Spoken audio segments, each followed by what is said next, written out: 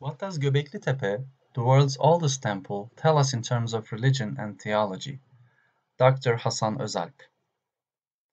Known as the Fertile Crescent, the Upper Mesopotamia spans the most ancient settlements of the human history. This area occupies Urfa and Harran regions in the southeastern part of our country. A student of Aristotle, Alexander of Macedonia, named this place as Edessa to reminisce about the lands where he had grown up. Urfa and Harran are two magical cities where religions and myths have emerged. This region is known by Anatolian people as the City of Prophets.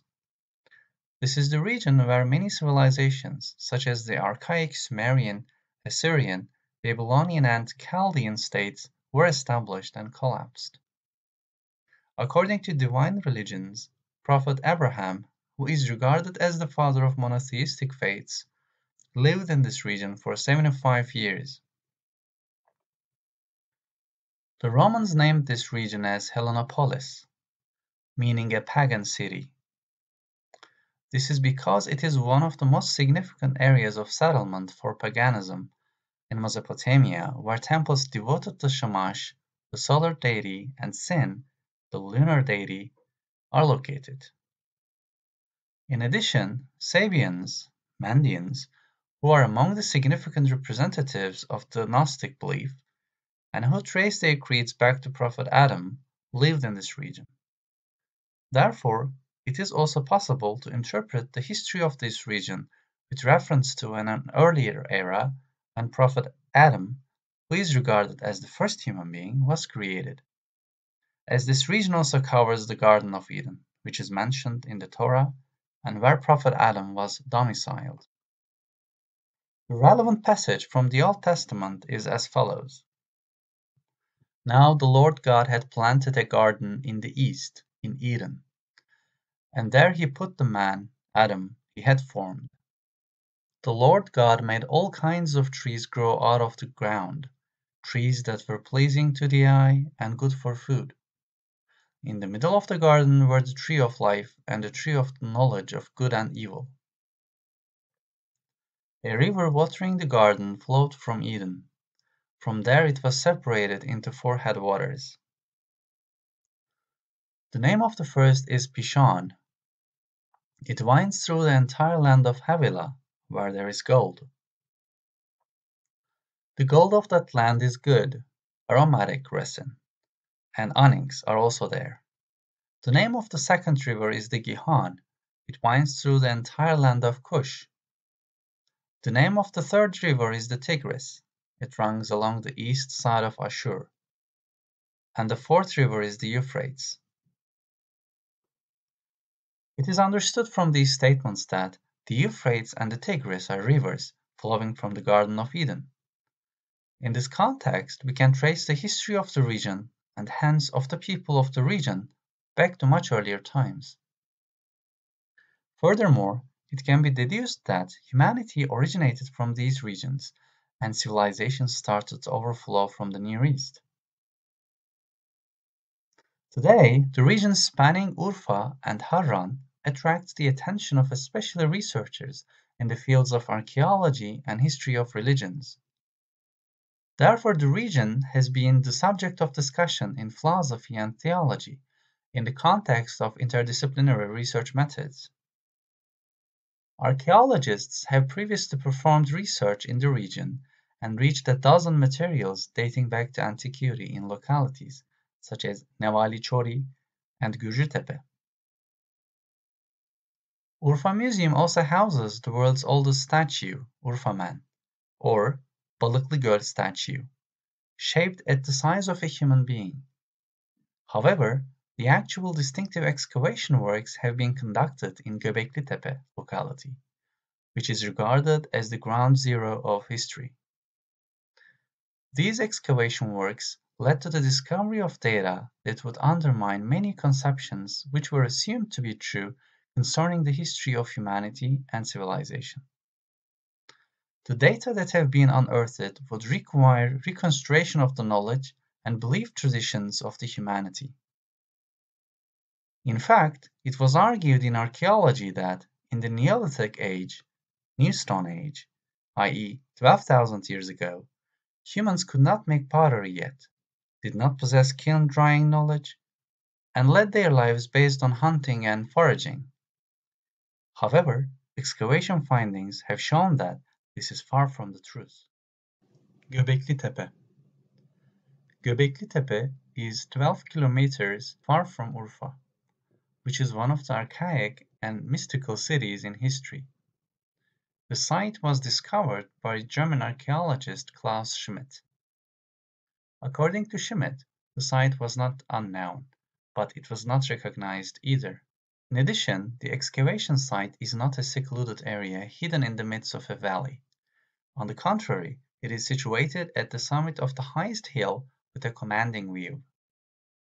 Arriving at the site in 1994, Schmidt commenced excavations in 1995 and obtained efficient results. Schmidt discovered up-on-top megalithic structures without a residential purpose. These structures with no residential purposes were meant for religious and liturgical purposes. Examinations performed with the carbon-14 dating method have indicated that the structures dated back 12,000 years, 9 to 10,000 BCE. According to geomagnetic research, this group of structures consisting of 20 temples were erected on the basis of a certain arrangement. These are circular megalithic structures consisting of a twin T-shaped obelisk at the center and surrounding stones and wall. These stones were produced by carving limestone with a flintstone. Each obelisk weighs at least 40 to 50 tons and has a length of 4 to 6 meters. What is more interesting is that these limestones were brought to this site probably from a distance of 2 kilometers. It is also interesting how the temples survived to this date. This is because it would be expected for this group of structures dating back 12,000 years to have suffered significant deformation. However, some of this group of structures remained intact up to the present. While some of the temples were covered up due to natural phenomena such as air and erosion, the rest were buried by human hand using hundreds of cubic meters of stone, soil, and similar materials, approximately 1,000 years after their construction. In other words, humans buried by hand the temples that they had built again by their hands. It is possible to speculate as to why Göbekli Tepe humans acted this way by referring to potential scenarios such as forced migration, anticipated natural phenomena, climate change, state of war, hunger, or famine. The common point in all possible scenarios appears to be an ominous incident that they expected to happen for sure. This can be either a war or a natural disaster. Another possible reason might be the intention to conceal concrete structures representing their beliefs due to a fear of suffering oppression on account of their beliefs. For instance, the Mayans, one of the civilizations that flourished in America, suffered the same fate. The Mayans were advanced enough in astronomy to determine the solar year, and they worshipped celestial bodies. It is understood that they left their homeland in an urgent manner for a still unknown reason. Nevertheless, there is no information available as to why Göbekli Tepe people buried these structures in a calculated manner and then left. It looks as if the reason behind this feature of Göbekli Tepe will remain an ancient and unsolved mystery of history. Their beliefs and rituals. There is no definitive and agreed-upon concept concerning how to define the relationship of prehistoric peoples with the sacred. In general, concepts such as spiritual life, religious beliefs, rituals, symbolism, myths, and cults are used to represent this relationship. Therefore, it is not possible to pinpoint the exact perceptions and conceptions of Göbekli Tepe people concerning the sacred. Nevertheless, this article discusses the issue along the lines of the concepts of belief, ritual, and symbolism, from the perspectives of philosophy of religion. Indeed, the shape of the temple and the structure of symbols remind us of ritual mythoi. As stated by Hooke, these mythoi did not consist of soul acts. Magical components accompanying them also constituted a prime part of the ritual. First of all, it may be necessary to answer the question of whether Göbekli Tepe people had a religion. To that end, the epistemological structure of the phenomenon called religion should first be identified. Although there are various definitions of religion, it can be generally defined as a system formed around the concept of ultimate reality, experienced at individual and social levels, and incorporating certain rituals. Religious beliefs tend to revolve around 5 basic domains. First, people find themselves at a dead end. Second, they need a way out of this dead end. Third, they have an existential purpose, which is a transcendent ultimate reality. Fourth, transcendent reality can be known and approached. Fifth, there is a need to do certain things in order to attain salvation or freedom. As will be seen in the following exploration, Göbekli Tepe people seem to satisfy almost all of these properties. However, the extent to which this set of beliefs can be regarded as a religion in itself seems to be an elusive question. This is because it seems difficult to determine which belief Göbekli Tepe people had, or what kind of God they believed in. Still, based on data obtained from excavations, it seems definitive that they had faith. This is because the appearance of their structures suggests that they were not intended as a place of residence. The structures generally consist of 2 large obelisks at the center, circularly surrounded by 12 obelisks. Around this arrangement, there is a structure where people can sit and watch. It is understood from the structure that an act, play, ritual, was performed at the center, and the surrounding people watched it, just as in Greek and Roman theaters. The floor, on the other hand, is liquid-proof and equipped with water channels. That is, people performed their worship not in a simple environment, but inside a complex. Moreover, the monuments inside these complex structures are full of reliefs made by skilled hands and bearing certain meanings. Furthermore, people of the Neolithic era, without the skill of pottery, actually understood what they meant. Therefore, it is possible to trace the phenomenon of faith back to the oldest periods of humanity.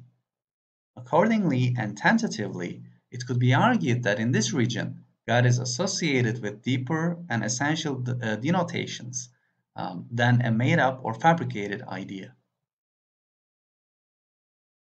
It does not appear to be an appropriate method to link the creed of Göbekli Tepe people directly to celestial bodies based on symbols. However, in consideration of the Holy Scriptures, archaeological, historical, and geographical research, it is our opinion that the people of the region believed in celestial bodies and were interested in astronomy and astrology.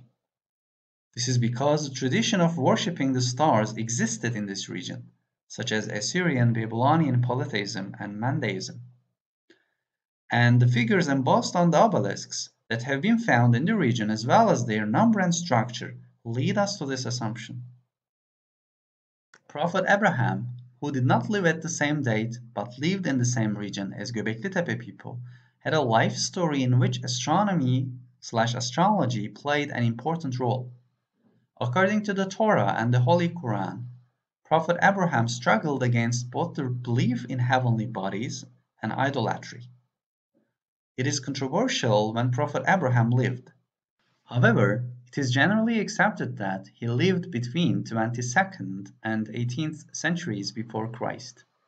The life of Prophet Abraham corresponds to much later periods after Göbekli Tepe people, but their living areas overlap. The common feature of the region in subsequent periods is idolatry and astrology. Indeed, the findings in Göbekli Tepe, reliefs and figures have also been observed in Assyria, Iraq, and Egypt too. Schmidt has occasionally highlighted this point. If we consider that civilizations spread over an extent area, that periods of change are generally short-lived, and that they follow a process transcending eras, significant changes would probably not be expected in beliefs and culture. Hence, it would not be far-fetched to make an association between Prophet Abraham and the beliefs of the people in the region. The Holy Quran recounts the contemplation of Prophet Abraham in search of proofs of God's existence. Instead of following an easier method by explaining God through cosmological and teleological arguments based on elegance and aesthetics of creatures around him, Prophet Abraham leads a discussion by following a more difficult method based on Godhead of celestial bodies.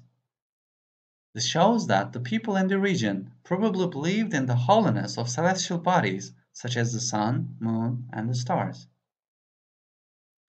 When Abraham said to his father Azar, "Do you take idols as deities?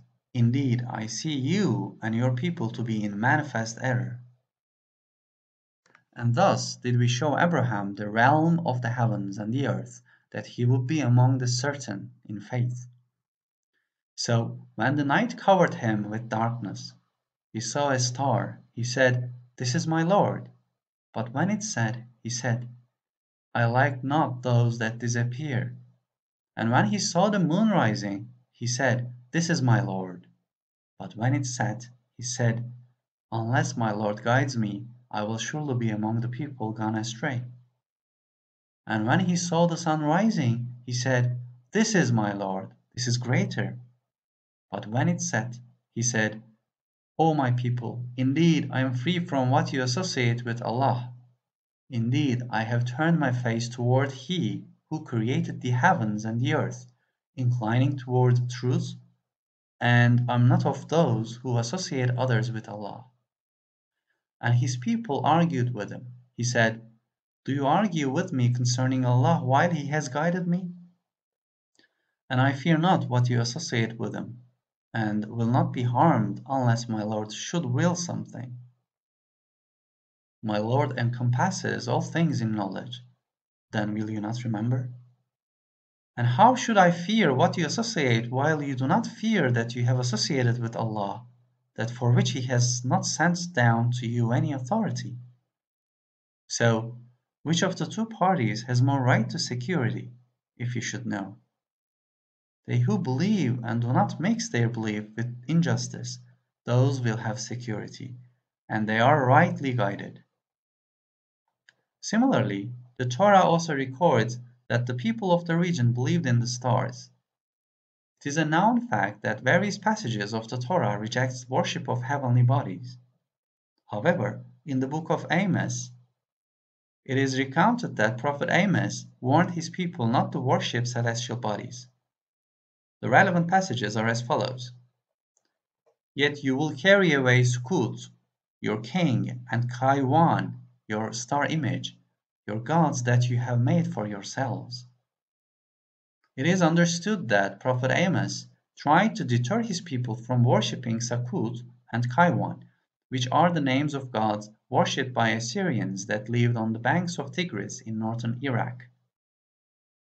Although there are terminological differences, it is known that Assyrians worshipped Anu, which was regarded as a sky god.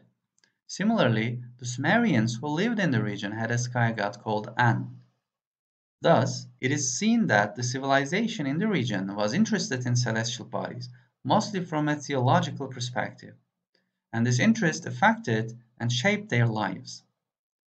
It is observed that they subsequently developed a theological celestial triad consisting of Shamash, that is the sun, Sin, that is the moon, and Ishtar, that is the stars.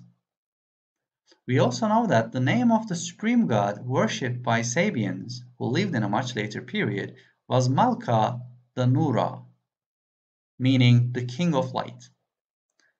Rather than entering a discussion of whether the pantheon of gods had a mythological meaning, or whether they are a teleological expression of consecration of local heroes, It should be noted that the common denominator is the polytheistic structure reflected in celestial bodies. It is thought that those who built the structures in Göbekli Tepe performed certain rituals. The fact that the floor is liquid-proof and that there are water channels suggests that a ceremony was performed involving a sacrifice in which a liquid, for example blood, water, wine, was possibly used. Indeed, the ritual of sacrifice is important for the people of the region, and it was believed that the blood of sacrificed animals would cleanse the temple. Therefore, the temple would be cleaned with water prior to ceremonies.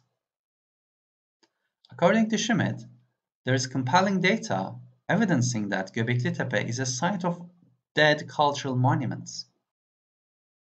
In this case, could Göbekli Tepe be a site of worship and altar where any kinds of religious rituals were performed? Indeed, some stone cups were found with a small external channel horizontally leading its way into the center of the cup. Schmidt considers them as offering cups. When we visited Göbekli Tepe, we found it very interesting that very large rocks in close proximity to the site of obelisks were engraved with these figures. It seems difficult to discern whether these figures were made in order to perform a worship or a totally different act. However, these halos on rocks closely resemble water channels, and ceremonies where water is used are frequently observed in Mesopotamia. In view of the location of the site, Schmidt also finds the structures of Göbekli Tepe similar to dahmas, which are also known as towers of silence in the Zoroaster tradition. In Zoroastrianism, earth, water, air, and fire are regarded as sacred, and therefore it is forbidden to defile them. Accordingly, dead human bodies become defiled, so they can neither be buried in earth nor burnt. Therefore, the deceased used to be carried up to dahmas, meaning graves, built at high positions, and they were left there for scavengers. In consideration of the form of construction architecturally of Göbekli Tepe, its height and position, Schmidt considers the possibility that this site was built for a similar purpose. He cites as evidence not only these similarities, but also vulture bones abundantly found in excavations at the site. Finally, according to Schmidt, Nevali Chori was the place of the living, and Göbekli Tepe was that of the dead.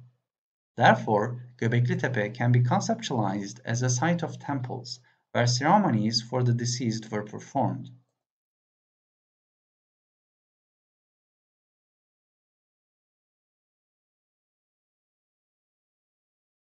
Religious symbolism.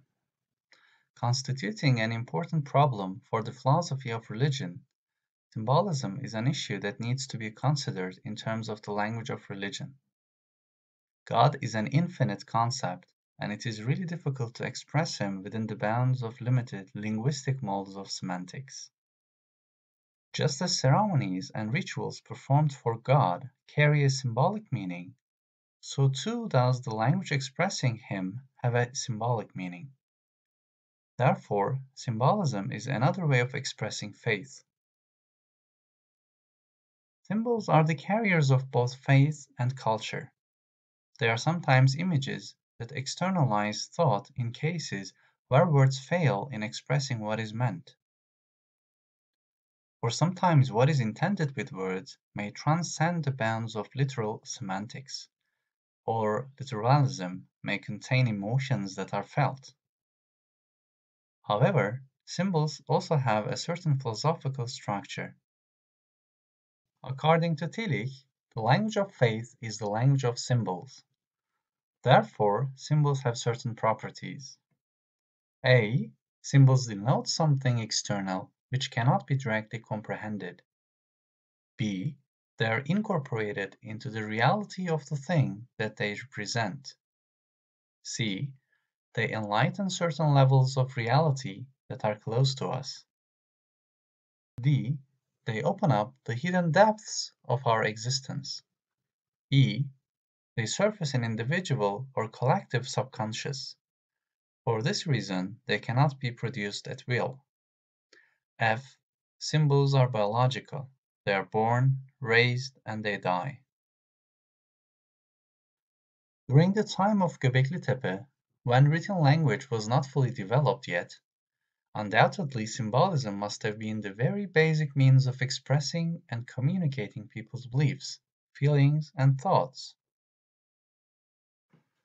By using symbols, these people not only express their religious beliefs, but also experience in everyday life and convey to posterity the knowledge and meaning that they encoded.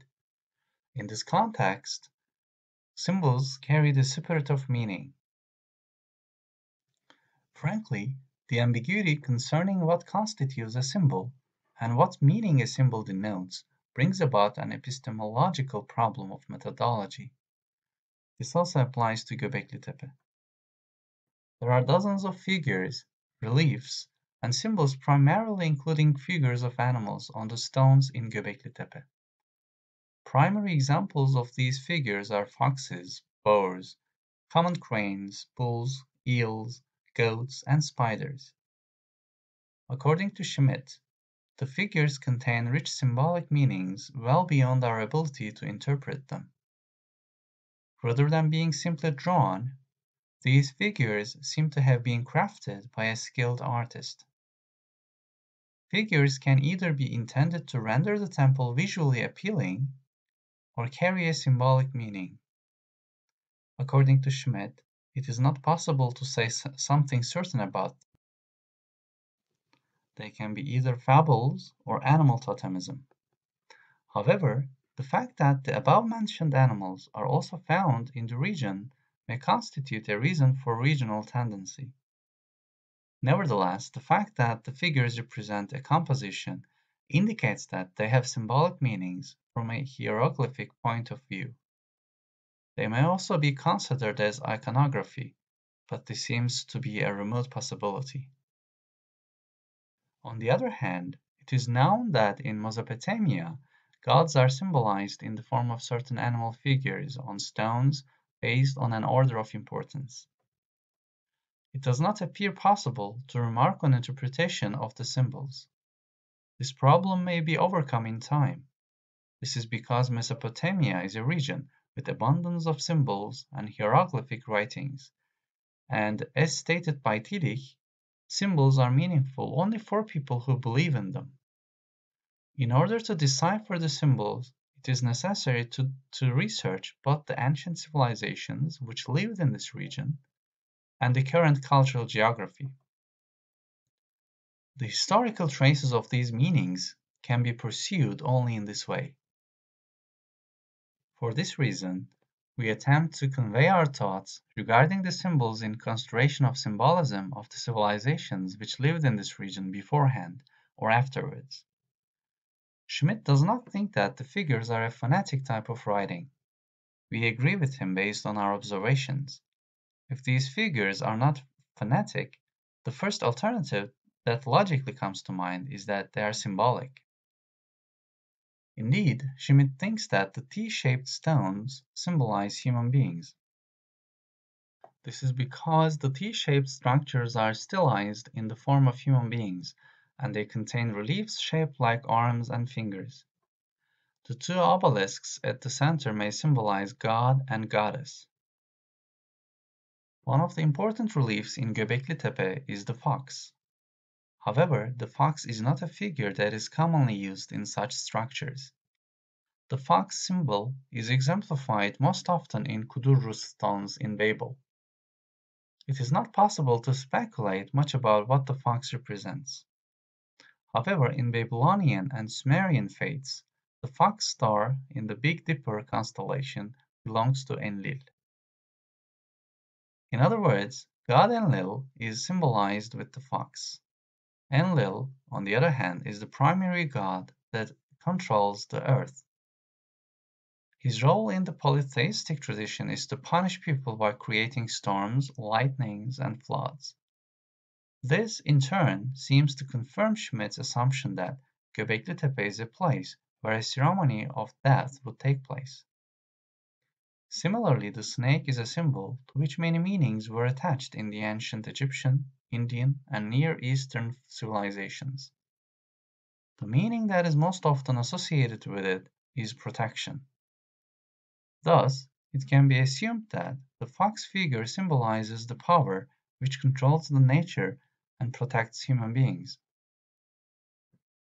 The most typical figures in Göbekli Tepe that can be interpreted metaphysically are human torsos with a goat or dog head. Schmidt interprets them as jinn, which are considered as supernatural creatures. The reason that leads Schmidt to this idea is that other civilizations which lived in the region regarded such figures as jinn or monsters. Schmidt associates these figures with shamanists, who use masks shaped as animal heads during their dance rituals, and who have an occult mindset. This is because a shaman who wants to possess supernatural forces, spirits, and to communicate with them should turn into an animal in order to fulfill this task. Another reason is that common cranes perform a dance. While not rejecting Schmidt's this interpretation, more serious and strong data are required to confirm it. Furthermore, we do not fully know the shamanic culture, components, and impacts in the region. On the other hand, the fact that there is no shamanist culture in the region does not entail non-existence of animist beliefs. Obelisks themselves are T-shaped. In ancient Egypt, T represents plurality and O represents unity. Likewise, in ancient Indian thinking too, O symbolizes cosmic order, invariance, integrity of divine essence, and unity. However, we would like to reiterate that these interpretations do not go beyond speculation. Although these assumptions are speculative, according to Schmidt, all these figures belong to a spiritual world. The findings entail a context which definitely fulfills the contents of the word holy and have a logical relationship amongst themselves. It is, however, possible to search for the counterparts of these symbols also within Hermetism, which is the most archaic symbolic tradition. In fact, the image of the common crane is engraved on the T-shaped stones. One of the important animals living in the region, the common crane, was the holy animal of Demeter, the goddess of the harvest and fertility in antiquity, and symbolizes Hermes in ancient Egypt. Hermes is an important figure in Gnostic philosophy and history of science, and although it is often claimed in the ancient Egyptian, Indian, Greek and Islamic traditions, it is not known exactly who he was. According to Hebrews, the real name of Hermes is Uhnu, meaning to enlighten.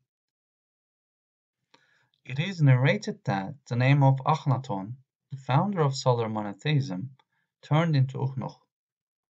Sabians regard Egyptian Hermes as a prophet. Mes'udi, a renowned Islamic historian, states that the word Hermes means the planet Mercury, highlighting that it represents a cosmic value. At any rate, Hermes is a key figure at the source of knowledge and enlightenment. When we consider Hermetism, it is possible that the nature of enlightenment is both scientific and astrological. We are not sure to what extent we can interpret this along the lines of Philosophia perennis or Theologia perennis. We cannot either say that wisdom consisting of a synthesis of religion and philosophy has not prevailed in this region. Based on the embossed H shape and the disc shape inside a semicircle opposite to it, which frequently appear on obelisks, Schmidt thinks that the embossed H shape represents the male, and the circle and crescent symbolize the female. Similarly, a full circle inside a semicircle symbolizes virginity in the ancient pagan culture. This, in a way, represents purity and purification. In addition, there are reliefs on the stones representing women who overtly express their sexual identity. They may symbolize fertility in a geographical sense. According to Schmidt, one should be cautious when interpreting sexuality. Undoubtedly, one of the most important sexual figures frequently observed in the reliefs and statuettes in Göbekli Tepe is the figures of penises in erection. Another similar relief is that of a figure in erection with a severed head. This can be interpreted as a phallic cult. It is, however, necessary to make certain deductions in order to interpret the issue in this manner. The human figure without a head on the stone number 43, that is, in a state of erection, is quite interesting. The state of erection without presence of a head that represents will and thinking may lead us to establish a relationship between will and sexuality. This representation can be interpreted in moral terms as inclination of a human being without willpower.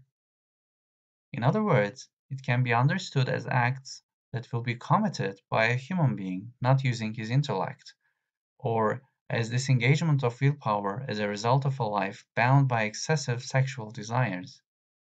In fact, extravagance resulting from transgression of desires beyond the control of mind is interpreted in this fashion in philosophy of ethics.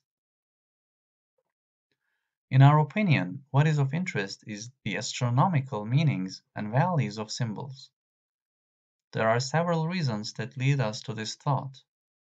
First, as mentioned above, at ancient times there were many people in this region who worshipped and attributed divinity to celestial bodies. Second, the main theme of the structure leads us to make such an association. That is to say, there are two T-shaped stones at the center surrounded by similarly shaped 12 stones. The number 12 is used in both astronomy and astrology at the same time. While the number 12 denotes the months of the year in astronomy, in astrology it is the number of the stars in the zodiac constellation. That is to say, faith in God, impact of celestial bodies on human nature, fate, and the star signs intersect at this point.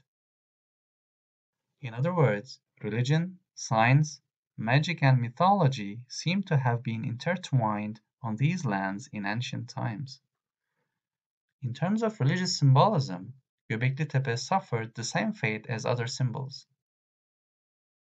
Although we are currently engaging in the process of perusing symbols by tracing them in different civilizations, as noted by Tillich, they used to live in the mind of the relevant community, so they were born and possibly died with them.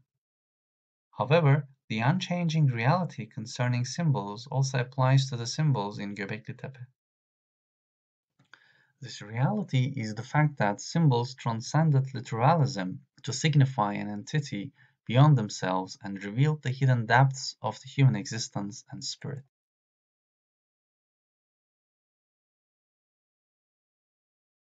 A suggestion for introduction instead of a conclusion. As can be seen, in spite of all its mysteries, Göbekli Tepe appears to unravel many religious, philosophical, anthropological, and cultural mysteries pertaining to the ancient history of humanity. Having interpreted Göbekli Tepe from these perspectives at the very least, we are of the opinion that certain facts generally accepted by modern thought and science need to be opened up for a discussion and restoration. Therefore, we suggest an introduction rather than a conclusion. The following are several important questions or problems that need to be addressed and for which answers should be sought. First of all, Göbekli Tepe needs to be dealt with and interpreted by using interdisciplinary and multidisciplinary methods. To that end, support should be garnered from archaeology, anthropology, art history, mythology, theology, and philosophy. Only this way would it be possible to make accurate and proper evaluations concerning Göbekli Tepe. At this point, we believe that historical geography will offer us abundant materials. It has been assumed so far that people of antiquity were primitive creatures who engaged in hunting and foraging, and whose intellectual abilities were not developed much. How is it then possible that a people living in caves or as nomads and engaging in hunting and foraging around the time of 10,000 BCE create such meaningful megalithic structures? It could be argued that the region was established by the first people who transitioned from a nomadic life to agriculture.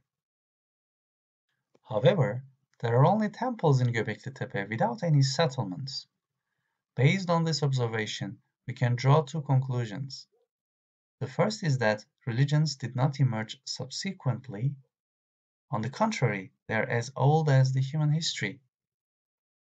After all, the city Urfa, where Göbekli Tepe is located, is known in Anatolia as the city of prophets. Secondly, Göbekli Tepe undermines the idea that agriculture led to the settled life, as has been claimed so far, and highlights the thesis that religions and beliefs heralded transition to the settled life. Furthermore, in contrast to recent historical and archaeological studies, these people who were claimed to be devoid of language achievement and to have lived off hunting and foraging, and who were presented as primitives, were actually intelligent, smart, and wise. They had certain worldviews, conception of the universe, and beliefs. They had knowledge and appreciated art. Therefore, it is necessary to readdress both the biological development of humanity, which is argued to depend on evolution, and its spiritual and cultural development, which have accelerated accordingly. Having examined Göbekli Tepe, we highlighted that it is not an accurate approach to date the start of the development of human civilizations back to ancient Greece, for which a tendency has existed in the last several centuries in spite of serious debates concerning its validity, or to interpret the concept of the model human based on the Western human prototype, which is regarded as the pure race. In fact, having developed at various speeds in diverse regions, humanity may have experienced downfall at some points in time and rise at certain others. This being the case, the Upper Mesopotamia seems to be one of the points of action in civilization.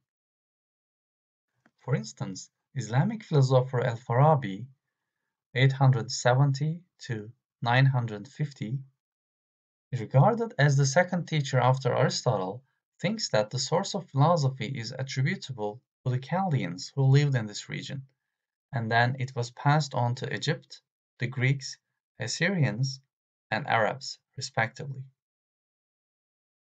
All Abrahamic religions regard all prophets starting with Adam, the first human being, also as teachers of civilization for the humanity. In other words, all these prophets led the people they were sent to in terms of faith, morals, knowledge, and art. However, it is claimed by recent anthropological and archaeological ideas with reference to certain sites that human communities, including the first human beings, were primitive, wild, violent, and engaged solely in hunting and foraging. Göbekli Tepe shows us that such claims are open for serious debate and lack adequate scientific basis. Based on Göbekli Tepe, we can say that at least some of the people living at the time did not lead such completely primitive lives. The same is also true for the present time. Indeed, in modern time, while some people use high technologies and struggle against obesity, the rest of them, the majority, have not had a chance to get to know the opportunities of civilization and fight with famine and poverty. Therefore, it is a serious problem to take a certain time and region as a reference and to conceptualize history as a straight line when evaluating development of humanity or civilization. Frankly, it is a completely false approach to consider development of human civilization as monolithic. It is also reductionist and problematic to theorize on the development of civilization by focusing on humans at a single location. In regard to the finds of Göbekli Tepe, the problem that needs to be addressed in terms of philosophy of religion is the origin and form of expression of faith in God. First of all, it should be stated that faith is as old as the human history. Moreover, it is necessary to readdress and question certain assertions made by Durkheim, Freud, and Feuerbach, which claim that the idea of God did not exist in the first place, but emerged afterwards, and which have been presented as sociological, psychological, and anthropological laws. It is also necessary to find empirical basis for contentions that the source of faith comes from natural phenomena such as lightnings, thunderbolts, and earthquakes, which do not at present go beyond pure fantasy and fiction. This methodology seems to be somewhat difficult at present. Nevertheless, it will emerge in the future when social and physical anthropology and archaeology support theology, as long as the problem is handled with objective and rational methods that are not ideological. Another problem mentioned above is the form of expressing faith and its relationship with the era and culture. For we do encounter such a reality in Göbekli Tepe people. This subject calls for a completely original piece of research. Obviously, much can be said about Göbekli Tepe. As archaeological studies on Göbekli Tepe continue, this will further increase the interest in the region amongst the fields of history of religions, philosophy of religion, and anthropology. Therefore, researchers should follow the developments in the site seriously and ensure proper and comprehensive communication and interaction with the cultures in the region. It looks as if Göbekli Tepe will whet researchers' appetite even more. Interest and knowledge will further increase as excavations and research continue.